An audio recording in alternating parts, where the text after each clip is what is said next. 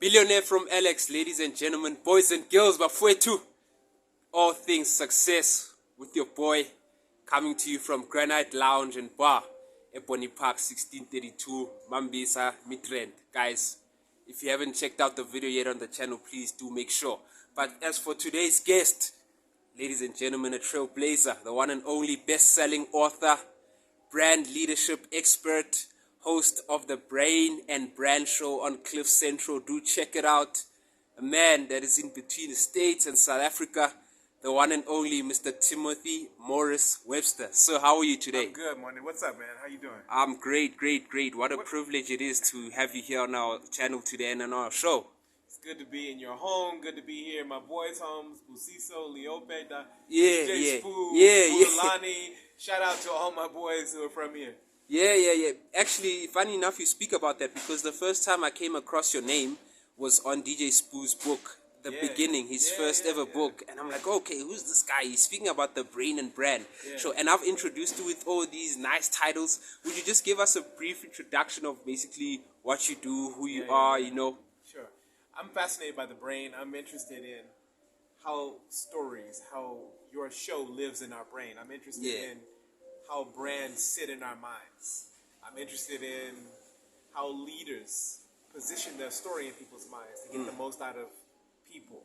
I'm just interested in looking at life through the lens of the unconscious mind and the brain. So I'm very interested in applying neuroscience and behavioral science to the work of branding, leadership, and this sort of thing. Wow. That's very interesting, and let's just get the myth out there. You know, there's an elephant in the room. People are wondering, I saw this guy on DJ Zinhle's, what you call reality show. It's like, is this the one? He looks familiar. So just get the rumor out there, like let it slip. You are the one. And Yeah. So I work behind the scenes with a lot of leaders. I work behind the scenes. I've worked with executives, politicians, influencers. So people like Zinhle, people like that come to me and go, hey, what is the best way to position my brand in the minds of, millions of stakeholders? What is the best messaging? What is the best strategy to go about it? So I'm very fortunate to be able to work with some brilliant people who I learn a lot from as well. Okay, that is really great to hear. So, ladies and gentlemen, now it's out there. You know that he is the one who was on DJ Zinhle's reality show, helping her in terms of positioning a brand to millions out there, right? And he can actually do the same for you. Just get hold with the billionaire from Alex, and then we'll do the rest. But I want to know, Mr. Webster, how does our brain make choices on what to buy? Like, for example, you find a lot of people outside a queue, in a queue rather, at an Apple store. I've never seen a TV advert on Apple. I've never seen it on a magazine per se. What choices reflect our buying and what we want and what we need at times? Yeah, so our brains are a decision-making machine. At the end of the day, our brains are attracted to things that are linked to our values, our unconscious values. So there's two dimensions of the brain happening here. It's your conscious, what we call your explicit, or the thoughts that you are aware of. And then there's the unconscious, or the deeper implicit, the things that you're not really aware of, but you're just sort of drawn to. So brands like Apple appeal to both. They appeal to your desire to feel cool and sexy, which is unconscious, but also your practical conscious desires of having something that really works, that you don't have to stress about breaking down. So at any given time, you're probably making a decision firstly on the unconscious. It's like if you choose a girl, you meet a girl in a nice club, for example. Why are you choosing her? You may go, because she's cool. Yeah. But unconsciously, maybe because she's hot. Let's be honest. You maybe go, I feel like I'm going to feel like the coolest dude in town if I have this girl next to me.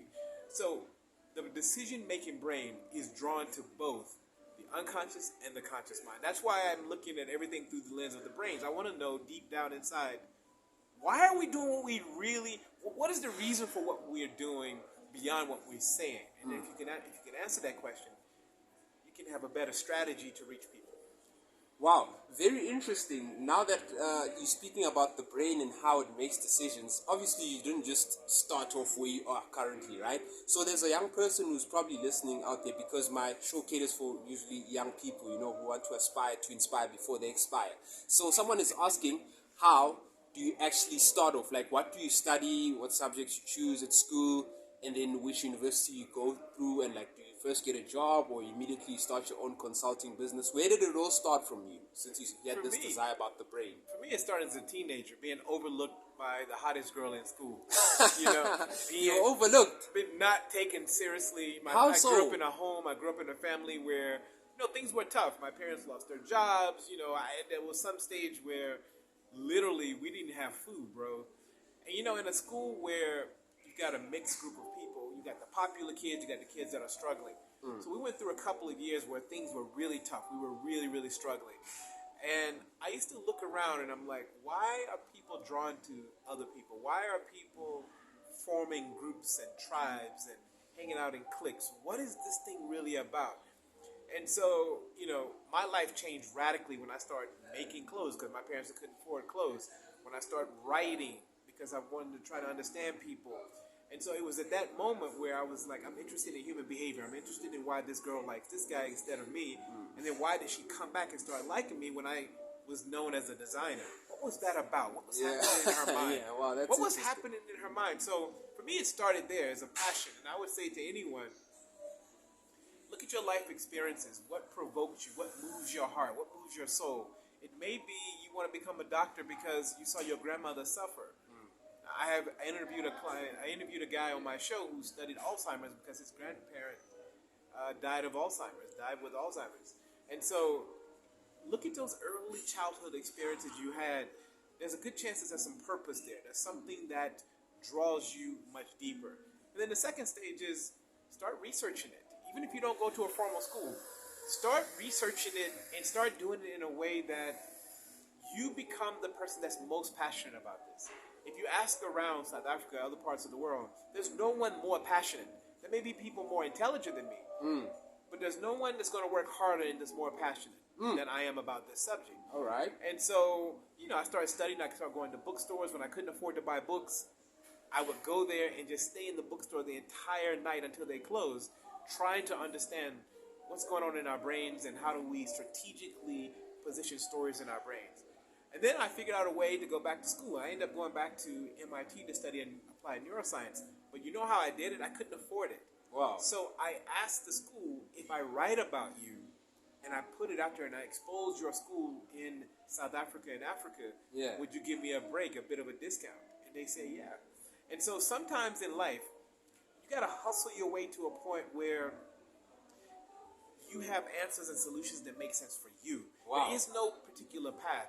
Whether you grew up in Tembisa, whether you grew up in Soweto, whether you grew up in Nigeria, Lagos, or you grew up in Nairobi and Kenya, does not matter. What matters is that you find your rhythm and your pulse, and you find what moves your soul. Usually, if you're watching this podcast, there is a good chance that you're a thinking person already. Yeah. You are a person in pursuit of something already. Yeah. You're a person who's passionate already. And you are getting closer and closer and closer every time you watch content like this. Every time you engage brilliant minds like Monday, you are getting closer and closer. So continue to let the universe keep pursuing answers, keep pursuing where you want to go by looking at links online, YouTube channels, TED Talks. You'll get closer and closer to your dreams. Wow, man. Wow, that is so inspiring. But then I'm interested now, since you're saying you've studied human behavior, right? You're a neuroscience graduate. Are you able to get the hot girls now? You know what? I think the more you grow, the more you evolve, the more, how you see women changes, how you see relationship changes. I love a beautiful woman, yes. But Sure. what's most important now is balance. If you're someone, because beauty fades, bro, and I'm trying to tell you, the True. more older you get, the more you realize that thing you see on TikTok, that thing you see on Instagram can start to phase and can be a trap. So finding someone who is well balanced, someone who provokes and inspires you, and if they hot, that's a bonus. If they're hot, that's a bonus. That's very, very interesting, all right? So I want us to get into the kind of work that you do, right? You're saying you work with different kinds of people, from your politicians, your influencers, celebrities, entertainers, business people. How does one start a company where they consult for brands or they consult with marketing strategies? how does one get into that career and start making it profitable and really grow to a higher scale? Yeah, I would say, ask yourself, let's say you're a Nike shoe brand. Yeah. You've got products, Yeah. right? What does your product help people do? In Nike's case, they help people look cool, Okay. help them run, help them play tennis. Those are various products. So if you're going to consult, if you're going to be an advisor, what are your products? Are you advising people, let's say like DJ Zinhle? Are you advising her how to position her brand in the minds of young women? And if so, how many sessions are you going to advise people? Is it 3 sessions? Is it 6 months of sessions? And then put a price to that. And then start writing about it, put up a website and a blog, and become an expert at it. So start out with a couple of products. Don't start trying to offer the entire world everything. Start with a couple of products. One product could be, I'm going to do talks. And I'm going to go to corporations. I'm going to charge 10, 20K for that. One product could be, I'm going to sit down with people in my neighborhood to help them think about how to position themselves on social media. Maybe you're going to help them come up with a social media strategy by understanding how to connect to people or to go viral. Whatever your products are, be super clear. And then start putting the message out there about your products. You know, create a blog, create a YouTube channel, create a website, a page that's really cool that puts out focused content about your product. And let people know how they can contact you. Always have a call to action. Go, hey, this is my product. This is why I'm different. And here's how you click to buy, click to book, click to engage. Have a call to action. And the more clear you are and the more simple you are about the product and what you offer, the more. So if people have to figure out what you're doing, it's going to be very difficult for you to make money. But if it's super simple, offer one product.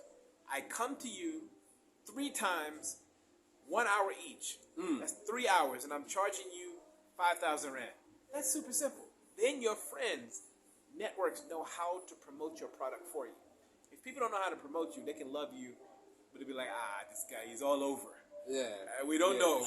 Yeah. So start simple.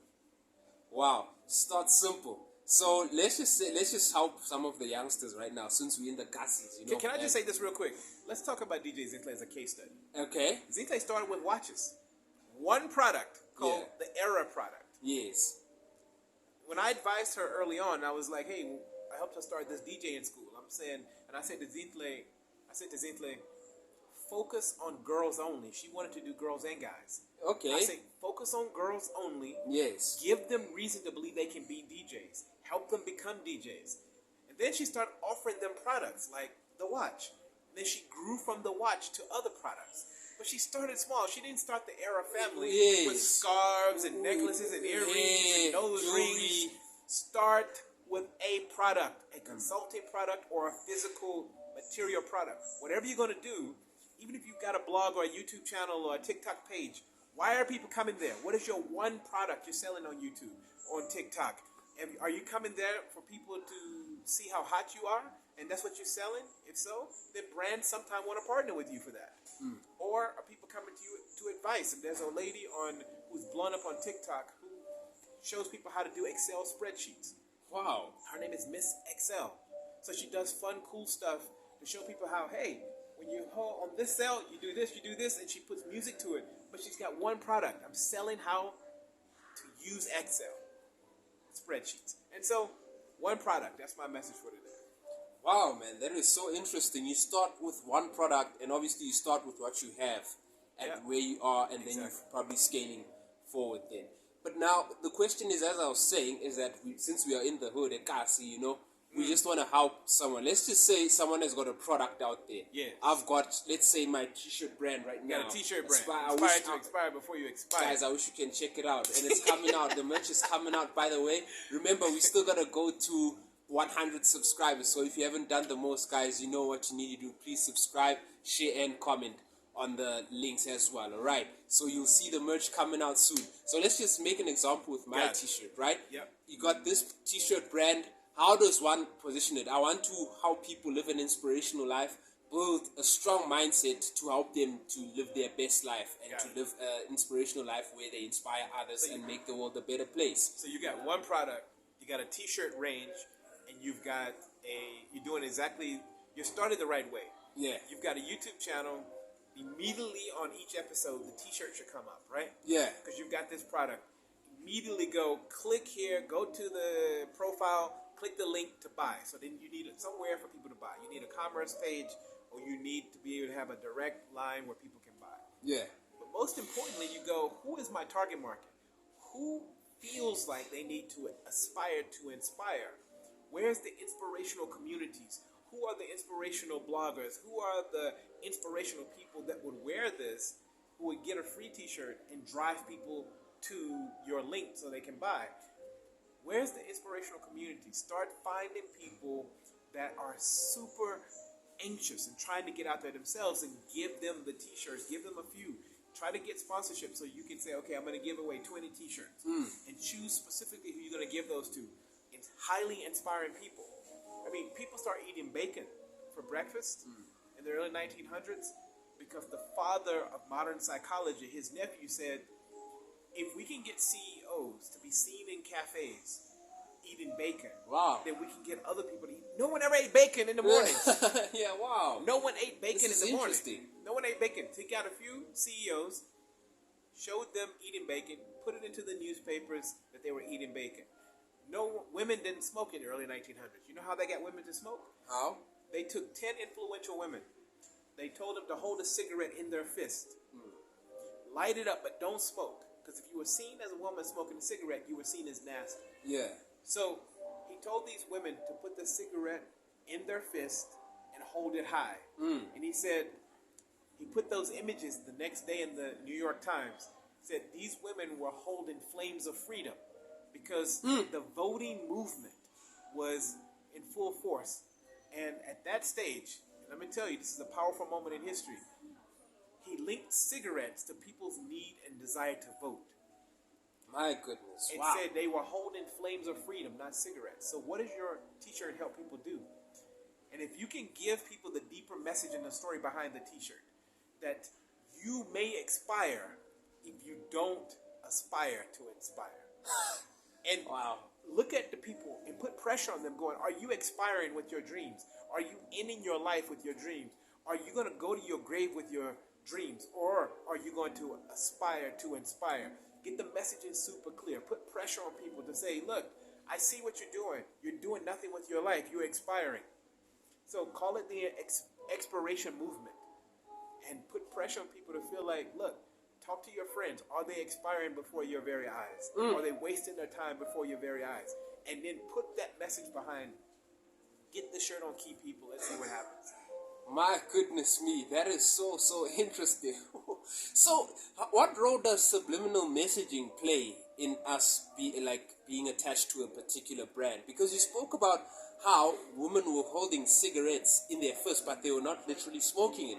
But all of a sudden now, women think, "Ooh, I can actually smoke." So, which side of the brain kind of like gets targeted by advertisers when they want to make us buy something? We call that the consuming mind. Essentially, what you want to do is trigger desire. You want to engineer desire. You want to provoke people to want something that they don't know they need. So people don't necessarily know they need this t-shirt. But if you say to them, you are expiring every day, thousands and thousands of cells are dying off your body. You expiring every day. So wear this t-shirt as a reminder that you don't want to expire before you inspire. Are you with me? Definitely. Because then that starts to program on the deeper desire to survive. Then you get a chance to go subliminally into the unconscious mind to say, instead of you expiring, keep this t-shirt to motivate you to live, to create, to be someone. And that's the goal, is that deep down inside, what are people fearing? If people out there in your network, in your community, are fearing that they may die with nothing, so go to churches and ask people, are you living your purpose or are you expiring? And if they say no, then go, here's a t-shirt to remind you every single day. Put it on your wall, hang it up, even when you're not wearing it. And give people that motivation to go, keep this t-shirt in your mind like a vision board. Even when you're not wearing it. On those special days, put that t-shirt on. On other days, just hang it up. So use images like that. Use images of where people take a photo of the t-shirt and just hang it up on their wall. So even if they don't wear it, it's on their wall. It becomes a symbol for power, symbol for not expiring. I just gave you a lot of consultation for free. I promise I'm not going to charge you. I just want a t-shirt. And we really, really appreciate that. And guys, this is not only just for me. This is also for you right there. You know, with your product, you can actually do the same thing. What's the story? Yeah. What's the why? How do you trigger people to actually buy it? Exactly. How do you get into their needs? Study the brain maybe for a week or two and find out what exactly makes them to buy what they want to buy. You know, because this is so interesting that you speak about it. Because as I want to go back to the Apple story. I've never seen an advert of Apple, but then you'll find a queue. And is it the way Steve Jobs sold it? Is it maybe just the product? It's too good. I mean, think about Steve Jobs. I mean, they wanted people to reimagine what was possible. They wanted people to be able to change the world. So they subliminally marketed this message in a way that people felt like, if I have this product, I can change the world. If I have this product, I can do it simply to change the world. And so the first thing you got to do is be super clear about why you have this product. Whether it's a consulting product or a physical product, Nike is like, we want you to be able to just do it, but also do it at the highest level. So they only choose champion, extraordinary athletes. So be clear, what is the mission of your product? If you come to my podcast, you're going to understand the subconscious at the deepest level. You are the type of person that's going to come to my content because you want to understand the depth of human behavior. You're not the type of person that's just sort of comfortable being on the surface. And so be super clear about what is your bigger mission beyond the retail purchase, beyond people booking you. Why are people wearing the shirt beyond looking cool, beyond being inspired? It is to make sure that they leave a legacy before they die. Wow. I want you to wear this t-shirt because your life matters. That you leaving a legacy before you die is more important than looking cool. It's about putting on the shirt to make sure you leave a legacy that your grandkids and great-grandkids can be proud of. Wow. Ladies and gentlemen, we're getting all of this for free. No, you're going to have to give me a t-shirt. It's not for free. Oh, okay. No, definitely. We'll get your size and make sure we do have an order for you, right? So I just want to quickly move on to the Brain and Brand show that you do on Cliff Central. What is it about? How can people get a hold of it? How can people listen to it? And So let me just say I'm really proud of that show. It's 8 years old. We were doing this podcast long before people understand what podcasts were. And I was always clear that there's specific people in many different markets of the world who would be interested in this show. So now we've got 30 plus countries listening. People from Poland, people from Russia, people from Nigeria, all over South Africa, US, UK. And there's people who are interested in the brain. It's people who are interested in knowing, how do I change messaging and get into people's minds? How do I change framing? How do I shift thinking to get deeper, build better relationships? How do leaders listen and understand how to get more out of people? You know, when you really think about behavioral science and neuroscience, it's all about understanding what makes us tick and how do I get you to tick for the purpose of the brand, for the purpose of a better relationship. And it's really, really that simple. And it doesn't matter which platform it's on. I'm proud to be associated with a brand that was pioneering with kind of podcasts. But people who listen to me in New York have never heard of Cliff Central. People who listen to me in Asia they don't care. What they care about, and you got to remember this, guys, what they care about is you put out good content. I interview the leading neuroscientists and behavioral scientists and psychologists around the world. That's what makes this podcast pop. The same as the podcast, the video you're watching right now, Monday decided I'm going to go to top people. I'm going to go to someone like Timothy. I'm going to go to leaders who are offering value back to you. And that's what this thing about building your product, what it's all about. Be clear. It seems to me, Monday, you know what your viewer needs. And so you're going to bring people in to match that need. And in doing so, you create a powerful relationship with the viewer. Okay. Because they know what they come in here for. Oh. They know why. When you come to my show, you know why you're coming. If you're interested in Mac G, then that's great. Shout out to Mac G, by the way. Yeah, because there's some days where you just want to hear like some really cool conversation with a local celebrity in South Africa. That's not my goal. If you want to go hear a local celebrity on a chill day and a chill afternoon, Mac G is killing it.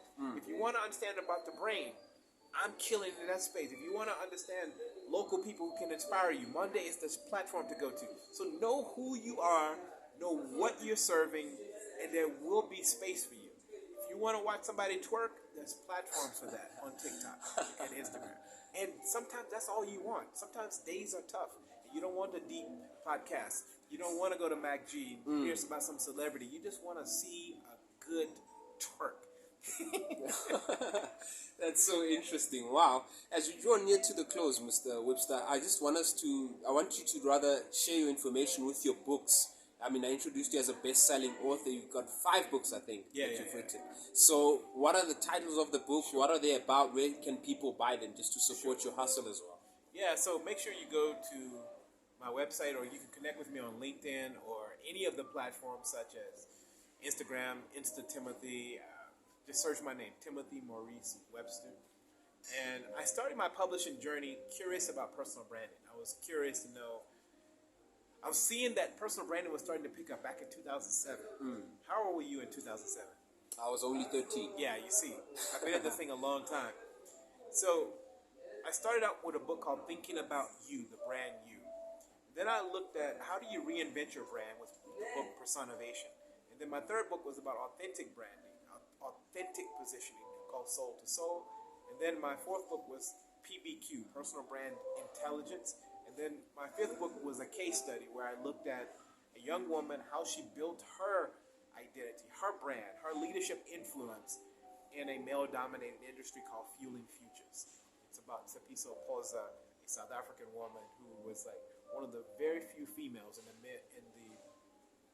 fuel industry. So you can go to any of my platforms, find the links. You can just search my name and books, and it'll come up. And a couple of them, I offer the PDF file for free, or you can get them on Kindle, read them online if you can't find the hard copy. Wow. Very, very interesting. Just in closing, Mr. Timothy, you shared a very powerful story on social media, and that's really, it got to my heart. You shared a picture of a guy that you helped get a job. I think his name is Tabo. Tabo. Can you just share the story of the beautiful touch of kindness that you did for this guy? This is a really powerful story. If you're listening out there, this is the best time to actually do something about your life, because it reminded me that you don't know who you're meeting and you don't know what could happen if you just push one more time. Can you just share that story quickly? So one morning I woke up, I went for a run in Sandton near Nedbank, and I finished my run and I grab a cup of coffee and I'm sitting on steps across from Nedbank, and I'm finishing my coffee and I look over. A little bit of a distance away from me was a kid who was shaking. He was literally shaking, really nervous. And I take off my headphones and I look over and I ask him, I say, "Are you okay? What's wrong?" He says, "I've got an interview at Nedbank, and I'm worried that I don't look the part. Things are tough at home. I come from Hammerskraal, and I don't have much, but I really genuinely believe I deserve this job." So I continued to listen to him and hear his story, and he had on ripped pants, and I know how biased people can be if you're not dressed the part. So I was like, hold on, let me run home, let me get some other clothes, let me come back and talk you through the interview, because he was a couple hours early, and it's the most powerful thing. The reason I ran home for this kid is that he showed up early. He woke up super early in the morning, came from Hammerskraal to Sandton early to prepare his mind, to settle himself. So I ran home, got clothes, came back, and I talked him through the interview. But I took photos before and after because I wanted to put pressure on Nedbank. And so I took the before and after photos and I posted on my LinkedIn and I said, "Hey Nedbank, here's why I think you should give this kid a shot. I met him this morning, I listened to his story, and somebody gave me a shot when I didn't have anything." Then all of a sudden that story went viral. CEO, board members, all types of people were contacting us going, "How can we help Tabo?" In fact, the job he went into the interview for, he ended up getting the job 3 levels higher. Wow. Because you guys put pressure on that bank. Wow. You said, "We will pull our accounts unless you take this guy seriously. Unless you dig in and listen to his story, we will take our accounts away." So social media is powerful. You guys showed up for Tabo, and Trust me, this thing can happen. Same thing just happened with another young lady named Retulile from Limpopo. She got my details. I started mentoring her online. She finally came to Joburg to meet me. This happened just this week. I posted her photo along with another kid online. I said, I'd like for you guys to help them. She just got a job offer yesterday. And so reach out to people, guys. Like, there are people out there who really want to help, but you gotta show some effort. You gotta put in some work. I grilled this girl. I grilled her and I said, look, be more specific about what you want to accomplish. Know exactly what it is you want. How much money do you want to make? I got her to be really, really focused about her life. See herself as a product. What are you going to offer people if you get a job? And so she just let me know she got the job the other day. So that stuff moves my heart to see people who try. If I can share my platform to help people, that's what it's all about.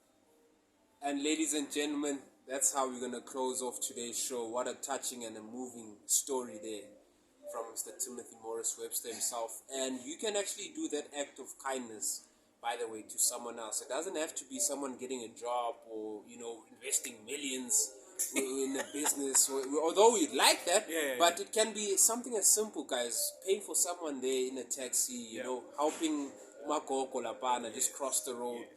An act of kindness, man, each and every day would really go a long way. So, Mr. Timothy, thank you so much, by the way, for coming. Thank you for your time. Respect. You're a very busy man, and you chose to come to our podcast. We're very, very grateful, man. So thank you so much for your time. Thank you for the knowledge and the wisdom you've shared. Yeah, so I say, thank you so much, and may you just keep soaring to higher levels each and every day. Respect. Thank you, man.